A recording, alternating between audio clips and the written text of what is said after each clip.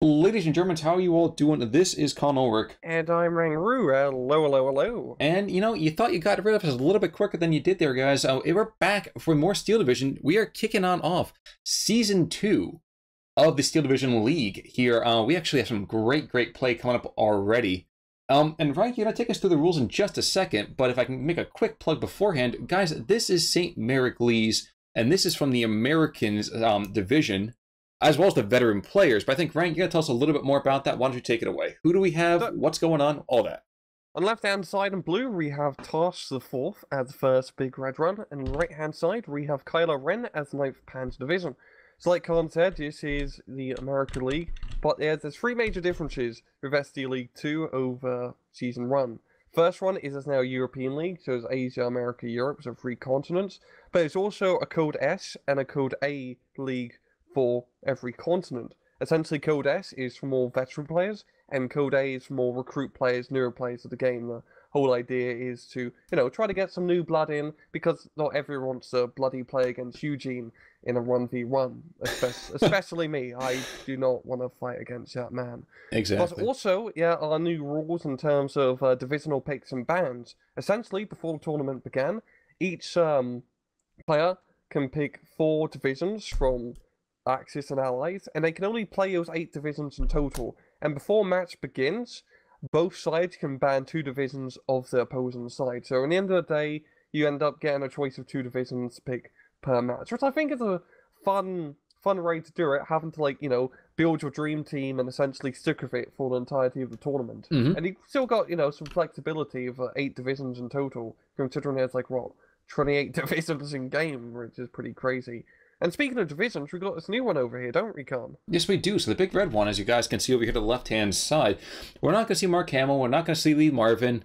What we are going to see is a ton of veterancy, and we're getting kicked off already. Rank, I know I've been super excited just to see the roster for these guys, and I started to kind of really fanboy about it. But you know what? I think you are a much more distinguished individual to talk about it. So there's a lot of stars. Should we be seeing stars in our eyes too, or what? You're going to be seeing a lot of stars in our eyes early on, as just like your 2nd infantry, they got a lot of veteran dudes. Instead of rangers, it's assault teams. They're more specialized squads, but they really do kick a lot of ass. But later on, they do lack equipment. It doesn't have cooler stuff that 2nd infantry has, like Wolverines or xylophones, for just that firepower. So they really rely on that infantry and the more veteran units that they get rather than fancy equipment that 2nd infantry does. But looking at this early opener, pretty standard from both sides. We do got a Panzer 1 and Panzer 2 pushing up north, trying to make some ground.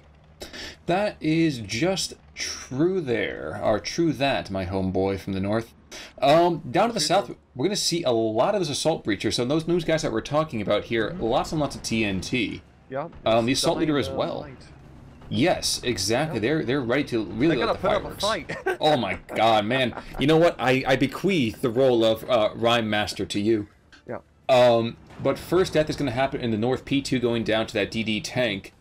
Now we're going to see in just a second. There's going to be an A20 coming on, and it's a new scout plane coming from the Americans. And why is that so significant for the BRO here? Well, because for the first 10 minutes for BRO, you don't have any recon infantry, so it's only that scout plane that is your eyes and ears for the initial 10 minutes. So unless you want to, charge your assault breaches across an open field to hopefully spot, an IG-18, and good luck trying to spot stuff. That sounds fairly accurate here. Now, down to the south, one more time, like I said, there's that A20 coming on in.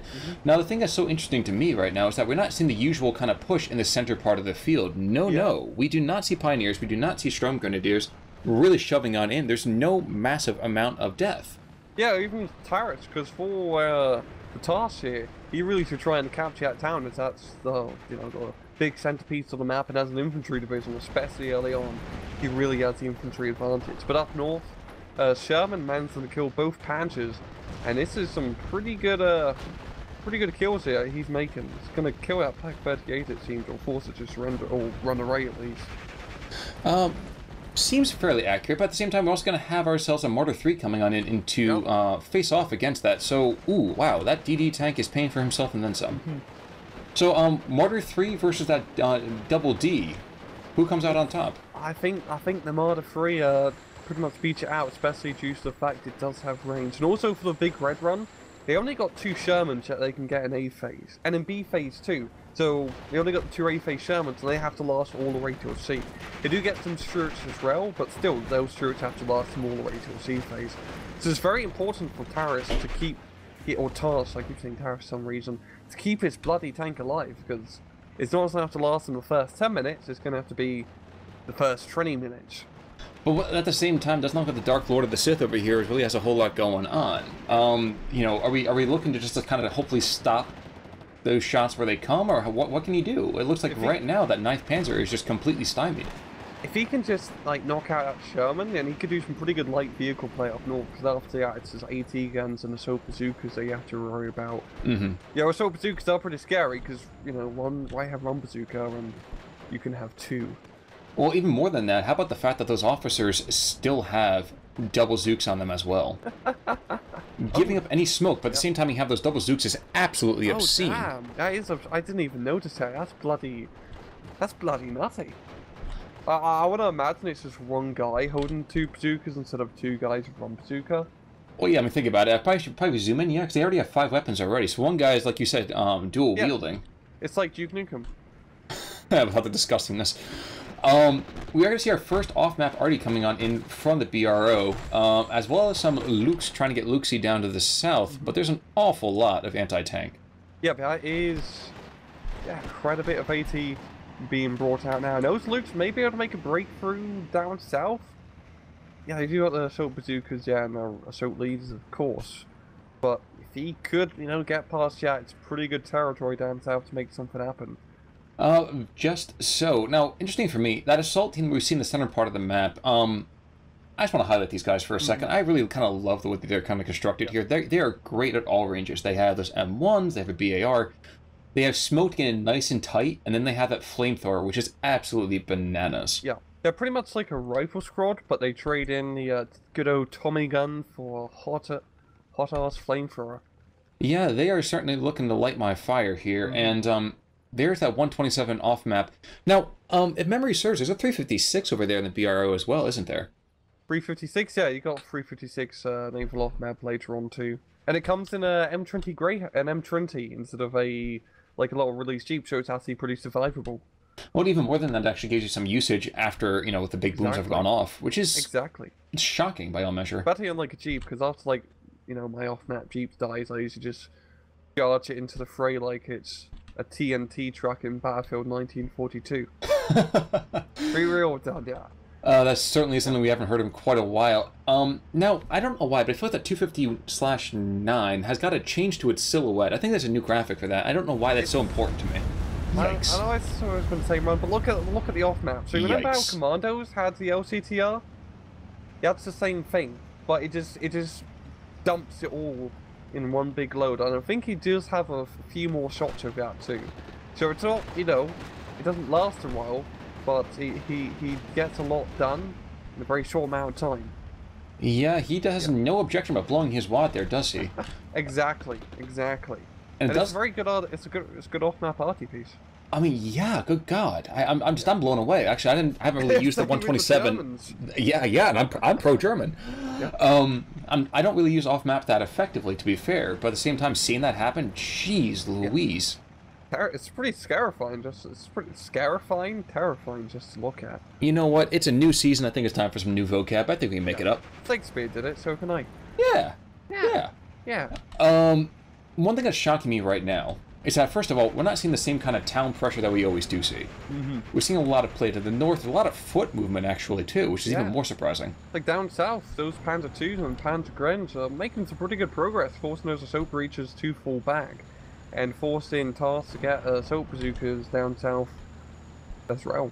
Well, I think I might be wrong here, but I think that there was a couple of officers and some more Zooks in the area, and at long last, the Germans were able to get a little bit of good news.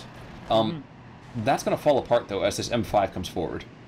Yeah, and that's going to pretty much do a good job of scaring away those half-tracks. And more than half-tracks, a little bit too close to comfort, I'd say, especially considering it's a 2-star run. Yep, he is not long for this world. I can probably tell you that much. So, yes. No, go ahead, go ahead. No, I was going to make a much more meta comment. Half-track will go down. Go ahead, make your comment, please, sir. But now the town's under Tarsch control. It's going to be pretty good, as first is pretty good at defending, especially once you get later on, as they just got a lot of AT guns that they can get, and their infantry good, you know, the ambush row, the assault bazookas, and the assault teams, etc. If Tarsch can just hold his +1, you know, doesn't have to do any crazy big panzer pushes, because he literally can't. If he can just hold his ground, I think that's all he really needs to do to win the match. Well, even more than that, I kind of think that the Germans are really a bite and hold group. The 9th Panzer is a mobile group. You don't sit in one place and just trade fire. Yep, and he's just having a hard time early on just trying to find that place to break through. Like down south, he's got the Panzer IIs, and if he's maybe just move him up north a little bit into open field, that'd be in a much better position. But even then, that's short. Yeah. Easily engage him at long range. Well, and those Zooks at the same time, too. You get closer and closer. Look, shots came up. He's already fallen back. Yep. Oh, my gosh. Yep. It is just BANANAS over here. Now, the one thing I just realized, if you think about it, with the new format for divisions, we might finally see less guards armored. Yeah, maybe. Maybe, and maybe... Yeah, we might. And I don't know why. I don't know why. Right, but like... I bet we won't see much in terms of like Trophy SS or First SS at the moment, but it also seems like everyone's pretty scared to play him, and I understand why. But I think we're going to see a bit more diversity in terms of divisions being played, just because you know people are going to pick like certain divisions for certain play styles, and let's say you pick like 2 really meta divisions that always get banned, so you can play 2 other divisions that, you know, not as meta per se, but fit really good playstyles on certain maps. Like 101st on a CQC map, because no one ever really banned 101st. Yeah, but at this point in this particular season, that might seem to happen a lot more. It's going to require you to do a lot more research into your opponent. Yeah, exactly. Seeing what the divisions they brought up. At the same time, the map choice is random, so hopefully you don't get old on River. Carpet Cat is the 101st.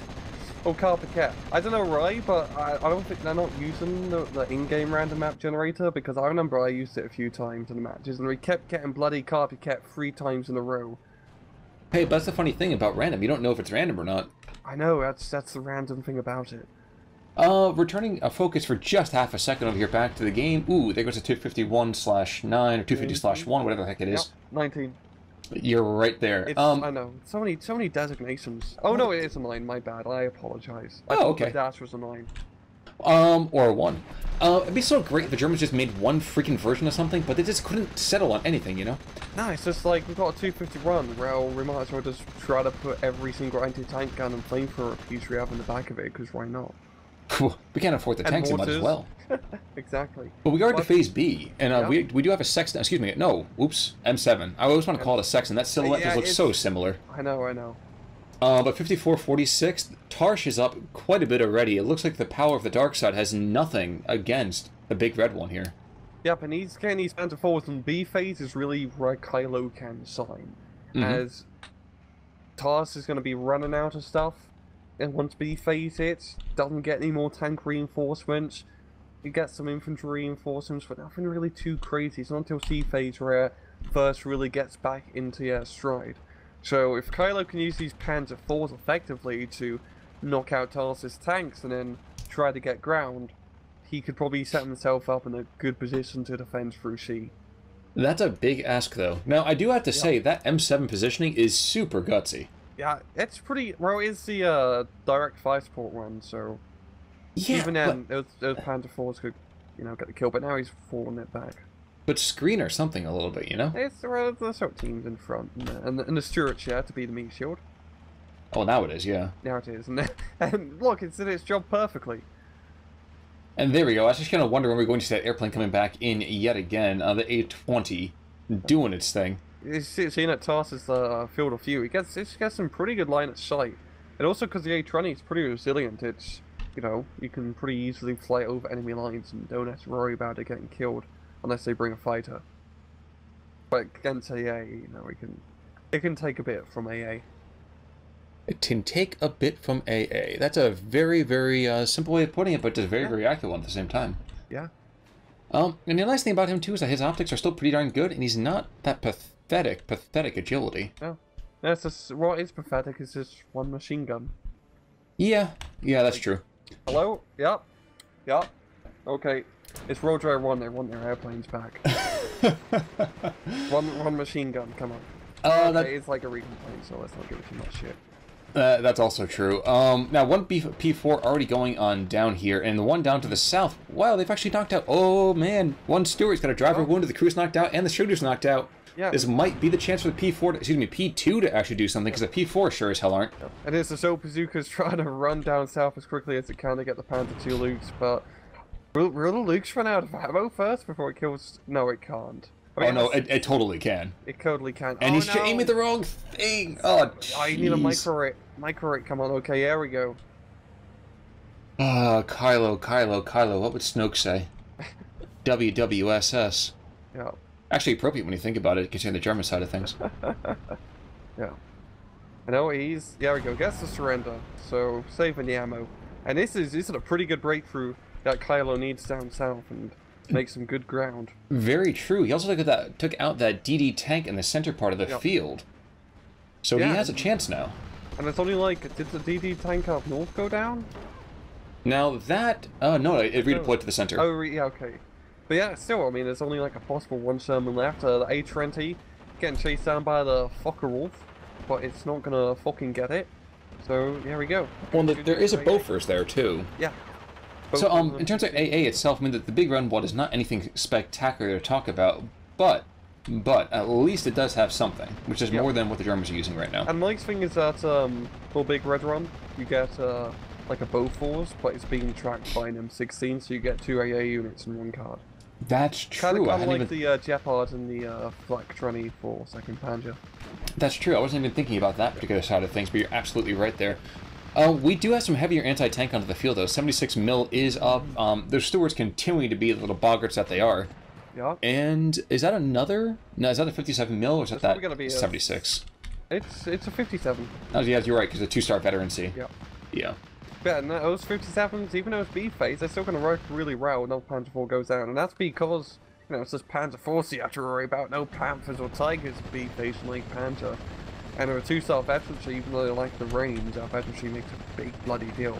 And the Panther IV down south is out in the open, and this 76 mil, I think, is going to be able to get a good shot off on it. Yep. Yeah.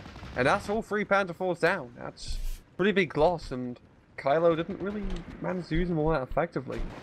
Oh, and even more than that right now, we are seeing the Americans do exactly what they need to do with the second, Big Red one. Wow. You know, not first losers, but first. They're doing exactly what they need to do. They bite and hold. Yeah, that's and every single Allied division. And they're pretty good at the holding parts. They can just buy a lot of good, cheapest units very quickly. Like, pretty much most of the units in 1st Infantry you can buy once per minute at least. There's only like a few units that are like so expensive that you can't do that. But it's the same for like 2nd and other decks too. But nonetheless, it's...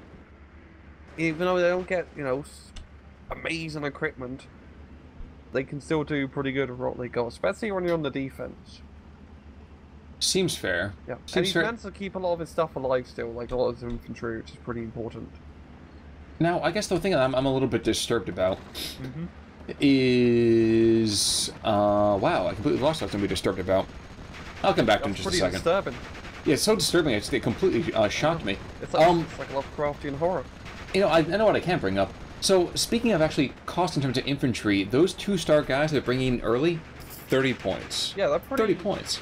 Pretty cheap. Yeah. Like, that BT, like a 9 to 10 man squad, which is pretty good. And, like, the Soap Breach is 3 satchel charges for 30 points. That's pretty on point. I mean, that's a lot of booms. I would not be surprised if we saw at least a moderate nerf to them. It's not anything huge necessarily, but I would suspect at least those guys should be a tiny bit more expensive, even 5 points. I think they're fine, where they are, to be honest. All right, fair enough. Because it's like it's the only real gimmick in A-phase. All right, that's fair. That's fair. I guess for me, I look at that, and I look at the German stuff, and the German stuff just seems always, ooh, finally P4 doing something. But it seems so often the Germans just don't have the legs in terms of infantry. Well, it's all about being able to use Panzer Grenadiers effectively, because Panzer Grenadiers are like one of the best infantry units in game. Like, honestly, they really are so good and versatile. Except for when fighting in the town. But apart from that, like, if you get within 150 meters of an enemy infantry unit with a Panzer Grenadier and it has like a bit of veterancy, you usually just tear infantry unit apart because you have 2 MG42s. Yeah, but at the same time, I feel like at this point, and this maybe is just a flavor thing for me, I feel like they should have more P-Grants with experience. Well, it depends on the division. Like 9th Panzer? 9th Panzer was a combat hardened group. You get them in the sea phase with 2 Styo. Yeah, I guess. Yeah, I guess. It's just that you have to wait so long for the payoff on that one. Yeah, that's the Germans. Yeah, you know what? After my fanboying of the big red one here, I had to give a little bit of love over to my Deutsche Buden. But 56-44 in the meantime, Tarsch is not quite halfway to the points total that he does need, but he's up a huge amount. Yeah, and he's just holding, he's got good territory control. It's a pretty good map for defending, as, you know, the places that it's holding, it's not too open for the Germans to really take, you know, long-range advantage. But he has, you know, room for maneuverability and a lot of places to hide. And all some flank panzers in the middle, commands into flank panzer assault bazookas, so he could probably rush through, but without like morale damage on pretty much on the verge of breaking. I wouldn't do the famous flank panzer down the road, burn everything charge. The flank panzer sprint? Yeah, probably not a good idea. The flank panzer sprint. Yeah. Probably not a good idea. Yeah. Burn some rubber. I don't know that Kylo has a way back into this, which makes me kind of sad. Yeah, it's. I think some mortar half tracks would help out a lot, because with first infantry, a lot of their stuff, because you know it's infantry, is soft target. So mortar half tracks, especially on this map, are bloody great, as you can just stun up all the guys and then just push through. That's what you need to do. Just need to get, you know, good stun up on the stuff, and then just, you know, rush through Panzer 2s, flank panzers, light vehicles, etc. P-38 is going to get caught out by this fucking wolf, and he's going to go down. That twin tail's not going to do anything but just trail more and more smoke, I don't think. Yeah, but... Oh my gosh, get the tighter turn. Cut your throttle, you fool. There we go. He's got him now. It's that... Nope. Jeez. Spin me right round, baby, right round. Okay, medium and good. You have to tell me, what is better, medium or good? I would say good, but... I would think good would be a good bet. But look at this, you make him look like a fool. It's the veterancy. He's managing to pull, you know, a bit of extra G's. He's got his Raw Thunder training on his G-force tolerance. And he's just, he's just turning. Look at him go. Yeah, he's turning and burning. We are into Phase C, by the way, so we are going to see finally some recon up to the north at that M8s. And more already coming down and on top of that little German enclave that is there. I'm still watching the P-38. How is this... there's yakety sacks. I hand to God, I'm putting yakety sacks into this video. But like, yeah, medium is it's the veterancy. It's definitely the veterancy. Also the P-38 is. And the Focke-Wulf gets forced off. Yeah. All right, Hey. That makes me annoyed. Oh man. Oh god. But the Mortar 3 went down up north, but there's a Tiger to replace it, and I know it's Tiger. Could probably do some good work, but there's a 57 mil kind of nearby. I don't know, it'll probably do some pretty good work actually. They'll make Greyhound to be pretty easy prey. But it would nice to get side-shotted. So knowing a Tiger, it would probably get side-shotted. You know what's going to happen? I bet you the Tiger's going to go down. At that point, it's going to be surrender. I'm betting Kylo is taking everything on this, you know, Death Star of a tank. Yeah.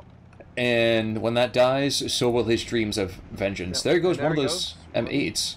And he's got the command unit with it, which is very important, because, you know, Freestar's got a lot of light vehicle push, so maybe he can make something happen up north. That would be his bet, I guess. But down south, he's just completely broken down. There's nothing really there.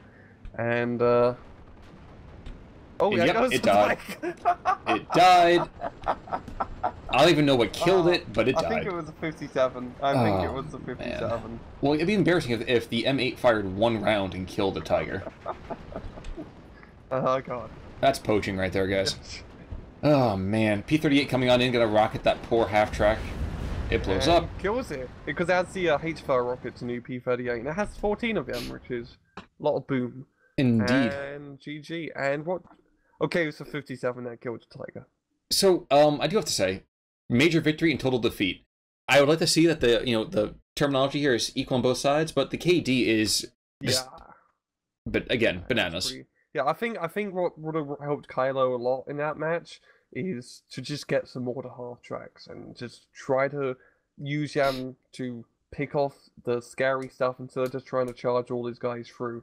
Especially like Panzer Grenadiers, more closer range, it can be rather deadly. He just needed some more fire support of the indirect kind. Well, even more than that, how about the fact that he put those early panzers up to the north? That's a little more choke pointy, I'd say, than the south. Yeah, it's a shame that he ran into the Sherman, essentially. The Sherman yeah. and he probably could have made a good push, but there was two A-phase Shermans, especially against 9th, if you don't have like the mortar 3 to help you out, is gonna be pretty tough to deal with. Maybe you should have got the mortar 3 early on to deal with the Shermans, try to pick him off, but it's could have, should have, what of. But yeah, true. Hindsight is 2020. And look at Stuart. Yeah, I was just looking at that. He is insane. That's a lot of half tracks, man. 2.5 runs. How about 2P4s? 2P4s. that's a good little M5 Stuart. I think it was run in the middle of the town. Yes, it was. That's some bloody good positioning. Bloody good positioning, indeed. But Tarsch did a very good job. He bit and he held really well, and he's kept all those like 2-star infantry units alive all the way into C phase, which is pretty important. Like 101st and 2nd Infantry, you want to keep those veteran A phase guys alive, as they will do much better later on into the match. Absolutely agree. Yeah. So I think we're going over to Asia later this week, right? Of course. So we're going across the pond, guy, back to where the sun rises as opposed to where the sun sets. Mm-hmm. But we want to give you a little bit of early love here from the States and from Canada. And I like to think that we've done that. Big Red 1 making a great, strong showing early on here. Yeah, it's a good first match. And it's nice seeing showing one of the first new divisions for our first cast of SD League Season 2. That's very, very true indeed. But Rang, any other things you have to add to this bevy of conversation, or no? Nope, I'm Gucci. Sounds good. So, my brother from another Canadian mother. I guess, folks, I'm Con Ulrich. I'm RangRoo. Take it easy.